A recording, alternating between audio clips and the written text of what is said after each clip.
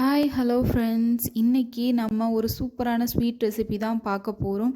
நம்ம எல்லாருக்குமே பிடிச்ச பாதுஷா எப்படி செய்கிறது அப்படின்னு பார்க்க போகிறோம். வாங்க பார்க்கலாம். இது போன்ற அருமையான ரெசிபிகளை தெரிஞ்சுக்க நம்ம அம்மா சமையலறை சேனலை சப்ஸ்கிரைப் பண்ணுங்கள் அண்ட் ஷேர் பண்ணுங்கள்.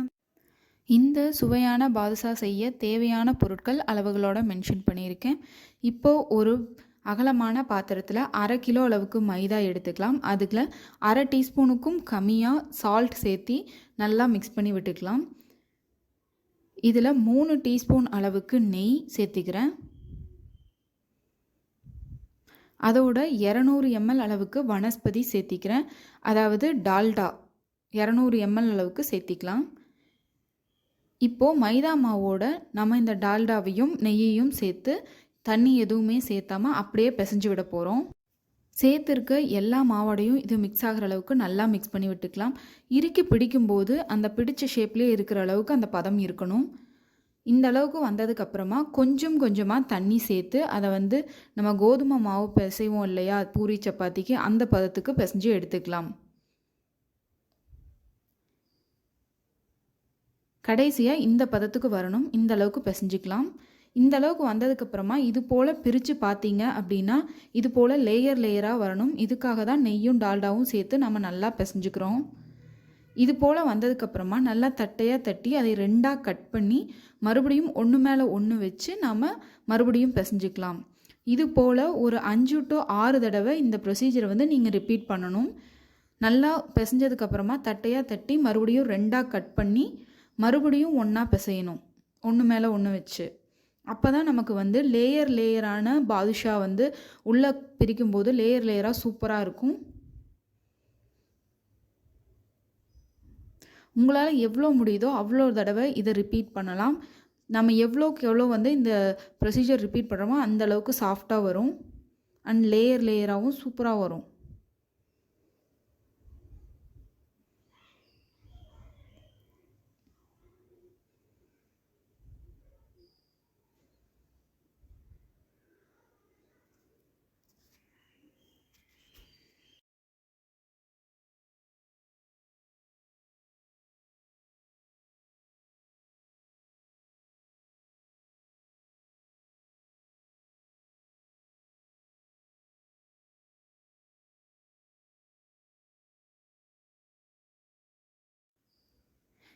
இது போல் ப்ரொசீஜரில் ஒரு 6 தடவையாவது இதை நல்லா பிசைஞ்சு எடுத்துக்கணும்.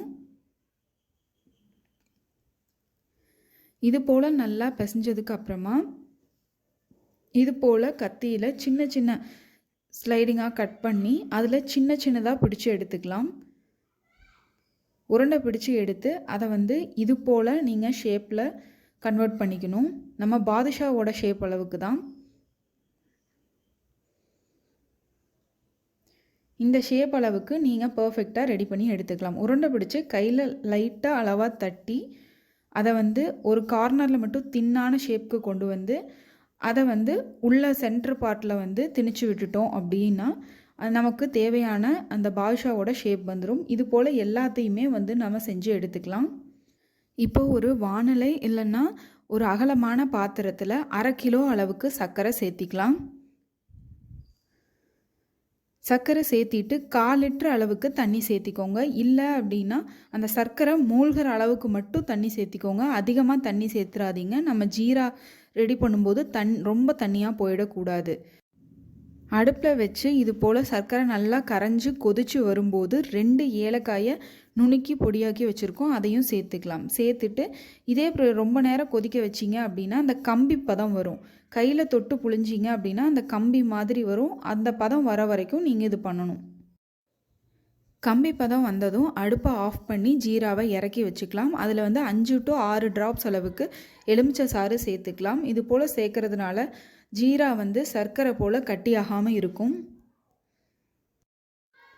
அடுப்பில் வாணலையை வச்சு 1/2 லிட்டர் அளவுக்கு கடலெண்ணெய் நான் சேர்த்துருக்கேன். நீங்கள் ரீஃபைன் ஆயில் கூட சேர்த்திக்கலாம். 1/2 லிட்டர் சேர்த்து நம்ம செஞ்சு வச்சுருக்கோம் இல்லையா, பாதுஷா பிடிச்சி வச்சுருக்கோம்ல, அதை எல்லாத்தையுமே எண்ணெயில் போட்டு வறுத்து எடுத்துக்க போகிறோம்.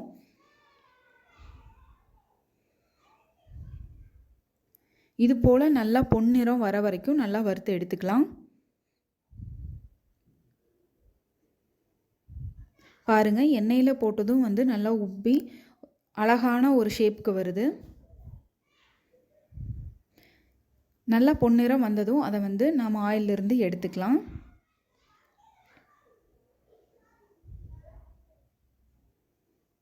எடுத்துகிட்டு இப்போ நாம் இறக்கி வச்சுருக்க ஜீராவில் சேர்த்திக்கலாம். சேர்த்தி ஒரு 5 to 7 நிமிஷம் வந்து ஊற வச்சு எடுத்துட்டோம் அப்படின்னா நமக்கு அளவான அந்த ஜீராவோட பதம் வந்து இனிப்பு வந்து உள்ளே இறங்கிடும். நல்லா இறங்கினதுக்கு அப்புறமா நாம் வந்து எடுத்து ஒரு தனியாக ஒரு பிளேட்டில் ஸ்டோர் பண்ணி வச்சுக்கலாம். இல்லை ஒரு பாக்ஸில் இது போல் ஸ்டோர் பண்ணி வச்சிட்டோம் அப்படின்னா நமக்கு ஜீரா வந்து சர்க்கரையாகவும் ஆகாது, நல்லா ஊறியும் இருக்கும், சூப்பராக இருக்கும் டேஸ்ட். சூடாக சேர்த்துனீங்க அப்படின்னா தான் டக்குன்னு ஊறி வரும் 5 நிமிஷத்தில். இந்த சூப்பரான ரெசிப்பியை உங்கள் வீட்டில் கண்டிப்பாக ட்ரை பண்ணி பார்த்து எப்படி இருக்குன்னு சொல்லுங்கள். இது போன்ற அருமையான ரெசிபிகளை தெரிஞ்சுக்க தொடர்ந்து சப்ஸ்கிரைப் பண்ணுங்கள் அண்ட் வாட்ச் பண்ணுங்கள்.